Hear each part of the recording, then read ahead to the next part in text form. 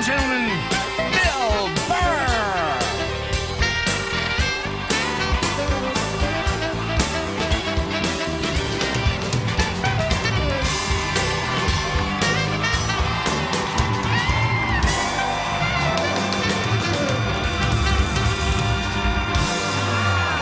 Thank you. Thank you so much. Thank you. I am so excited to be here. I have been doing stand-up forever, and this has always been a lifelong dream of mine to come here and host Saturday Night Live, so thank you so much for coming out.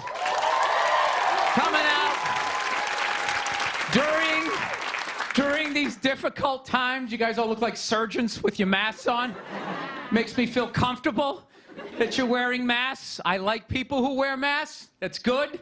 You're listening to the eggheads, the people we all cheated off of in high school, right?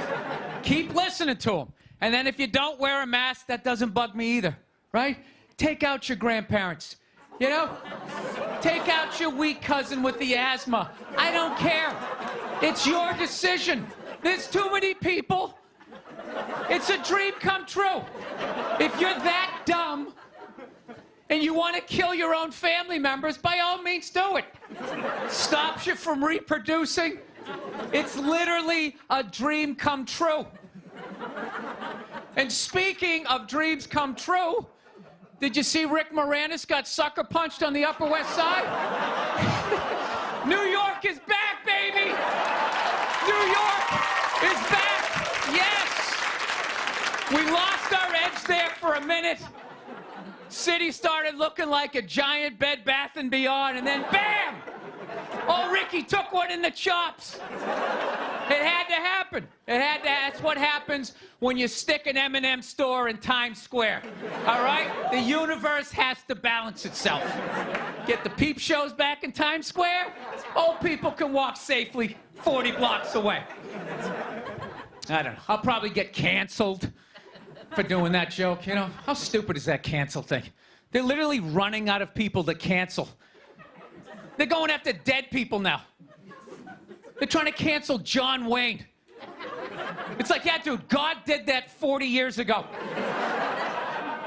They're all up in arms. They're like, did you hear what he said in that interview in Playboy in 1970? Can you believe that? It's like, yeah. He was born in 1907.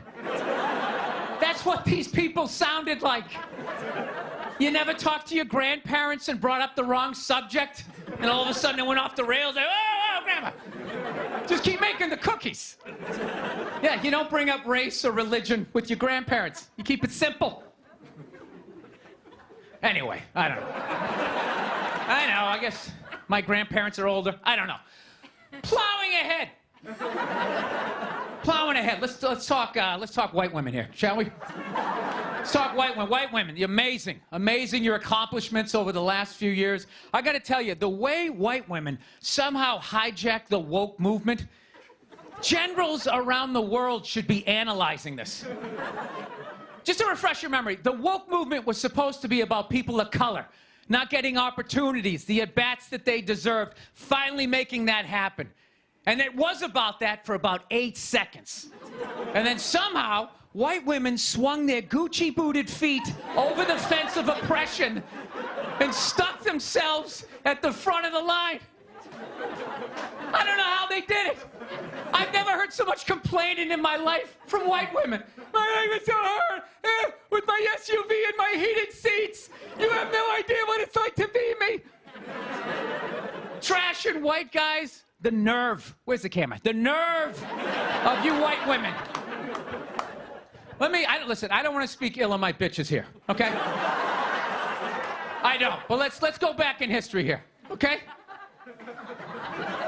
You guys stood by us toxic white males through centuries of our crimes against humanity. You rolled around in the blood money. And occasionally, when you wanted to sneak off and hook up with a black dude, if you got caught, you said it wasn't consensual.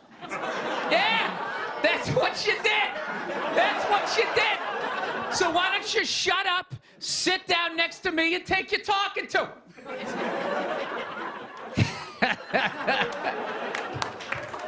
Thank you. haven't been in New York for about a year, you know. I was here last year. I was shooting a movie. Had a great time with Judd Apatow, Pete Davidson, and all the guys. Yeah, had a great time. And I hadn't been here in like 13 years, and I immediately noticed how extra crowded the city was. And I was getting all claustrophobic. I'm like, what's going on? How much are people not using safe sex and making all these babies, you know? So I finally walked up to this old New York door guy, and I was just like, dude, what's going on? What's with all these people here? And he was just like, oh, no, don't worry. He goes, it's June. He goes, it's Pride Month. And I'm like, what's that? You know, I'm 52. I never heard of it, right? They didn't have that when I was a kid. He goes, oh, it's Gay Pride Month. And I was just like, oh! Dude, you know when you're just like stuck in the Matrix and you just can't, everything's just pressed up, you can't see anything? And then somebody gives you that little nugget of information that just pulls it back? It's like, why is it so crowded? It's Gay Pride Month. Ah, tank tops. 0% body fat. 2 guys kissing. Rainbow flags. Ah! I didn't know that. That's what I learned. The month of June is Gay Pride Month. That's a little long, don't you think? For a group of people that were never enslaved. How did they get all of June? Dude, black people were actually enslaved. They get February. They get 28 days of overcast weather. Sun goes down at 4 in the afternoon. Everybody's shivering. Nobody wants to go on the parade. Look, yeah. How about you hook them up with July? These are equator people. Give them the sun for 31 days. There's gay black people. They could celebrate from June 1st, June 31st, 61 days of celebrating. All right, that's all my time. We got a great show for you guys, everybody. Jack White is here.